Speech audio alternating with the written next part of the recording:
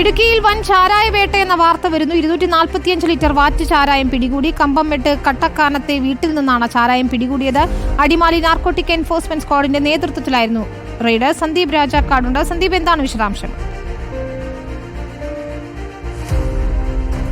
വിനിത വേണു, അല്പം മുമ്പാണ് ഇവിടെ എക്സൈസ് സംഘത്ത് വലിയ രീതിയിലുള്ള റെയ്ഡ് നടത്തി ഈ 245 ലിറ്റർ വാറ്റുചാരായം കണ്ടെത്തിയിരിക്കുന്നത്. ഈ കട്ടക്കാനം എന്ന് പറയുന്ന പ്രദേശത്തിന്റെ ഈ പറമ്പിൽ കുഴിച്ചിട്ടിരിക്കുന്ന നിലയിലായിരുന്നു ഈ വാറ്റുചാരായം ഉണ്ടായിരുന്നത്. ഇത് രഹസ്യ വിവരത്തിന്റെ അടിസ്ഥാനത്തിൽ എക്സൈസ് സംഘം നേരിട്ടെത്തി നടത്തിയ പരിശോധനയിലാണ് ഇപ്പോൾ കണ്ടെത്തിയിരിക്കുന്നത്. അതിന്റെ ദൃശ്യങ്ങളാണ് നമുക്ക് കാണാൻ സാധിക്കുന്നത്. ഏതാണ്ട് 6-7 കന്നാസുകളിലായിട്ട് സൂക്ഷിച്ചിരിക്കുകയായിരുന്നു ഈ വാറ്റുചാരായങ്ങൾ.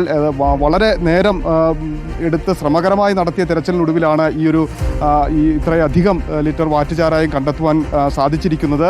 ഇതോടൊപ്പം തന്നെ ഇതിലെ പ്രതിയെയും കൂടി എക്സൈസ് സംഘം ഇപ്പോൾ പിടികൂടിയിട്ടുണ്ട്.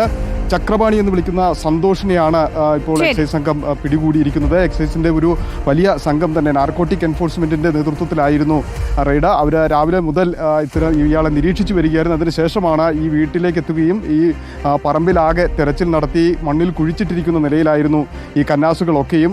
അതിനുശേഷമാണ് ഇപ്പോൾ ഇത് കണ്ടെത്തി മറ്റ് നടപടികളിലേക്ക് എടുത്തിരിക്കുന്നത്. വ്യക്തമാണ്. സന്ദീപ് രാജാക്കാടാണ്. വലിയ വാറ്റ് ചാരായ ശേഖരം തന്നെയാണ് പിടികൂടിയിരിക്കുന്നത് എന്നാണ് സന്ദീപ് റിപ്പോർട്ട് ചെയ്യുന്നത്.